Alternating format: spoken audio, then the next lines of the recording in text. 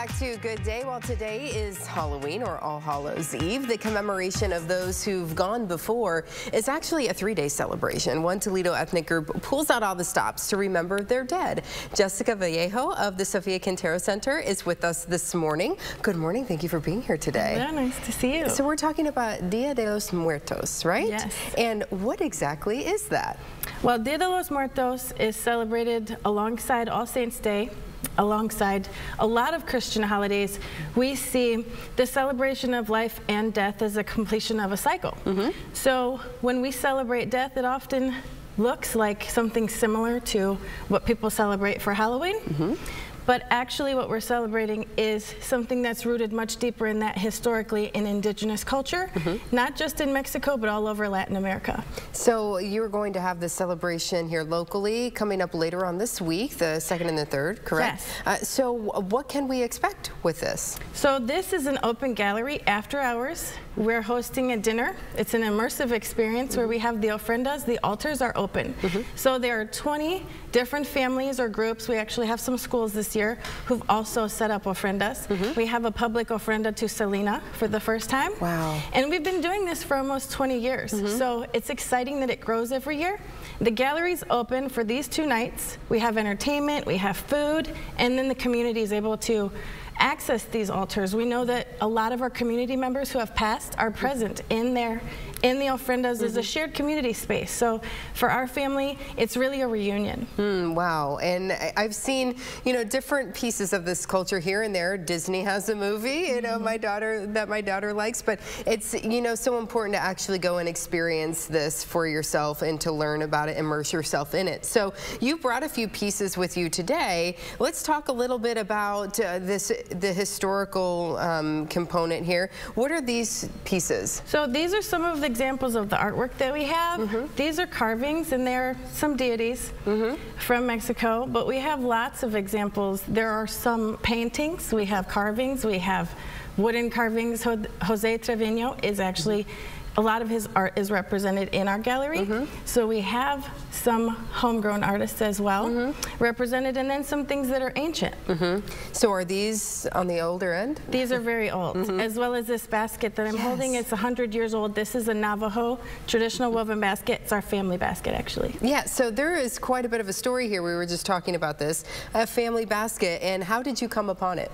So originally this basket was brought back to Toledo by the Houghton family, which is one of the original settlers here in the region of Toledo.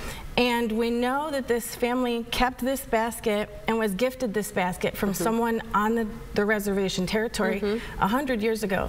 They were able to travel out that way with one of the first vehicles that came off of Overland. Wow. And they brought this back. And as a medical worker, he was a doctor, he was able somehow, we know, through tradition, that this item would have been traded or gifted through some ceremonial means. It's actually a wedding basket. So there are ceremonial purposes to this. Wow. And he was given this in a very special way. So through his great-granddaughter, she actually was able to gift it back to the people. So you have it back in your family. How Yes. wonderful is that? Let's also talk about what you're wearing. Sure. Where does this fit in with Dia de los Muertos? So I think that there's a lot of people who associate like the flowers in the head and the huipil and the rebozo with Frida Kahlo. And that is a traditional dress that she wore for a reason, just like her husband as an artist. They thought it was important to bring awareness to indigenous culture, and this is part of that culture. This huipil is a traditional dress. A lot of indigenous people have different sort of patterns, and that will also signify where you're from. So Frida Kahlo wore this traditional dress to bring awareness to the indigenous people in Mexico during that time. But now, in more recent times, we associate it with her and with the Day of the Dead. And actually, there are a lot of women who this is just everyday wear. Oh, well, it's beautiful. Thank you. So what do you hope people in the community, when they come out to this later this week, what do you hope they experience and take away with? Well, we really hope that they come in for a little bit of culture education and also art.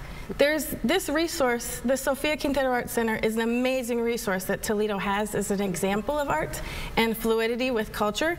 We have the urban garden, we have the culinary offering and experiences too. We have classes that we offer so you can actually learn how to make some Latin American cuisine.